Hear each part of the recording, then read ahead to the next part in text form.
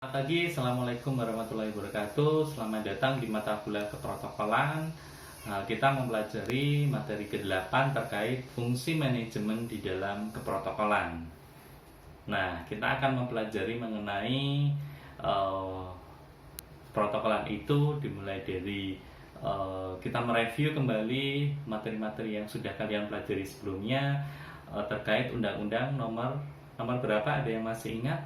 Undang-Undang Nomor 9 Tahun 2010 tentang keprotokolan. Nah, dinamika undang-undang ini sendiri juga menarik untuk diperhatikan. Awalnya negara kita memiliki Undang-Undang Nomor 8 Tahun 1987 tentang protokol. Kemudian ini diperbarui menjadi Undang-Undang Nomor 9 Tahun 2010 tentang keprotokolan. Nah, kita mengacu ke undang-undang terakhir ini. Ini kenapa diperlukan penyesuaian? Karena kita menyesuaikan juga dinamika yang tumbuh dan berkembang dalam sistem ketatanegaraan, budaya, dan tradisi bangsa. Seperti yang kita ketahui, keprotokolan itu sangat identik dengan budaya dan tradisi sebuah bangsa. Nah, keprotokolan itu sendiri, ada yang masih ingat pengertiannya? Ada yang masih ingat? Ya, keprotokolan merupakan serangkaian kegiatan yang berkaitan dengan aturan dalam acara kenegaraan atau acara resmi yang meliputi tata tempat, tata upacara, dan tata penghormatan terhadap bentuk penghormatan kepada seseorang yang mempunyai jabatan tertentu atau kedudukan di dalam negara, pemerintahan, dan masyarakat. Nah, asas-asas keprotokolan sendiri ada asas kebangsaan, asas ketertiban dan kepastian hukum, asas keseimbangan, keserasian, dan keselarasan. Ada pula asas timbal balik. Jadi asas kebangsaan ini mencerminkan watak dan bangsa Indonesia yang pluralistik. Kita tahu negara kita sangat beragam dengan prinsip kebinekaan dan tetap menjaga prinsip NKRI. Jadi kita memperhatikan tradisi masing-masing suku juga. Kemudian ketertiban dan kepastian hukum. Jadi keprotokolan harus dapat menimbulkan ketertiban di dalam masyarakat melalui kepastian hukum.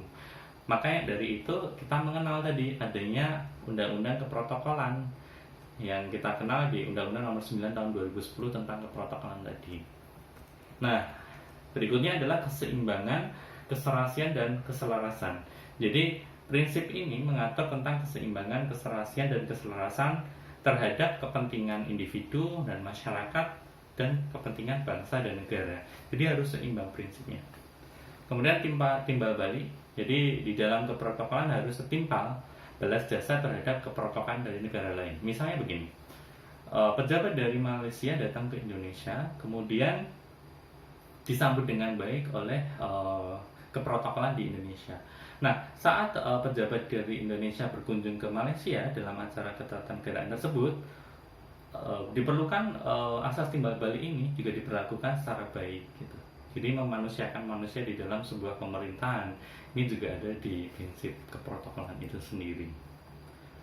Nah, tujuan pengaturan keprotokolan sendiri yang pertama memberikan penghormatan kepada pejabat negara, perwakilan negara asing atau organisasi internasional, tamu negara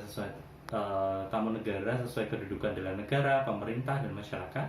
Kemudian memberikan pedoman penyelenggaraan, jadi agar acara itu berjalan secara tertib, rapi, lancar, dan teratur sesuai dengan kebiasaan yang berlaku baik secara nasional maupun internasional. Kemudian menciptakan hubungan baik dalam pergaulan antar bangsa. Nah, aspek-aspek protokol ada 6. Yang pertama, informator. Jadi kalau teman-teman nanti sebagai petugas protokoler harus dapat memberikan informasi yang clear, yang sesuai dengan fakta, kemudian informasi yang bermanfaat bagi audiens. Kemudian sebagai komunikator, orang yang memberikan pesan kepada masyarakat ataupun audiens di dalam sebuah acara keprotokolan tersebut. Jadi harus jelas informasi yang disampaikan, jangan sampai menimbulkan kebingungan bagi audiens. Kemudian pemandu tamu. Jadi aspek berikutnya keprotokolan adalah pemandu tamu atau guide. Dia memandu tamu, biasanya di acara keprotokolan dia mengawal tamu, misalnya di dalam acara peletakan batu pertama. Dia memberi arahan kepada tamu duduk di mana, kemudian pejabat yang akan melakukan prosesi duduk di sebelah mana, dan lain sebagainya. Kemudian sebagai announcer atau pembawa acara. Dia berperan sebagai MC atau membawa acara di dalam sebuah acara keprotokolan tersebut. Nah, berikutnya yang kelima ini sangat menarik. Jadi aspek keprotokolan dia bertindak sebagai security, jadi mengawal ada keberlangsungan sebuah acara tersebut. Jangan sampai acara tersebut terjadi kegiatan-kegiatan yang di luar prinsip-prinsip keprotokolan yang ada gitu. Jangan sampai misalnya di situ ada tindakan kejahatan, pengeboman dan lain sebagainya. Kemudian ada kegiatan-kegiatan yang teror dan lain sebagainya. Jadi dia harus mengkomunikasikan ini kepada pihak-pihak keamanan. Kemudian yang terakhir adalah generalis. Dia berperan dari informator sampai security dan lain sebagainya, komunikator, pemandu tugas lain sebagainya. Dia berperan di dalam kegiatan-kegiatan yang ada di keprotokolan tersebut. Nah, jadi di dalam fungsi manajemen di dalam keprotokolan ini kita mengenal bahwa ada berapa fungsi manajemen. Jadi fungsi manajemen menurut beberapa ahli kan sudah kita pelajari.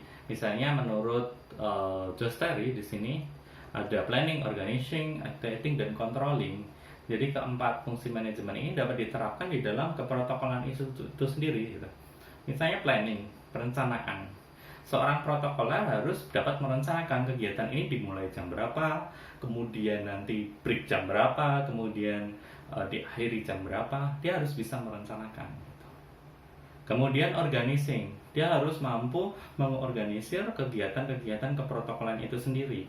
Misalnya, dia mengorganisir siapa ketua yang bertanggung jawab terhadap kegiatan ini, kemudian bendahara yang mengkoordinir keuangannya siapa, kemudian seksi-seksi event organizer dan lain sebagainya siapa, itu ada di organizing. Kemudian fungsi yang berikutnya adalah actuating. Actuating kan penggerak. Seorang staf protokoler harus mampu menggerakkan segenap sumber daya manusia yang ada di dalam organisasi tersebut untuk terlibat aktif.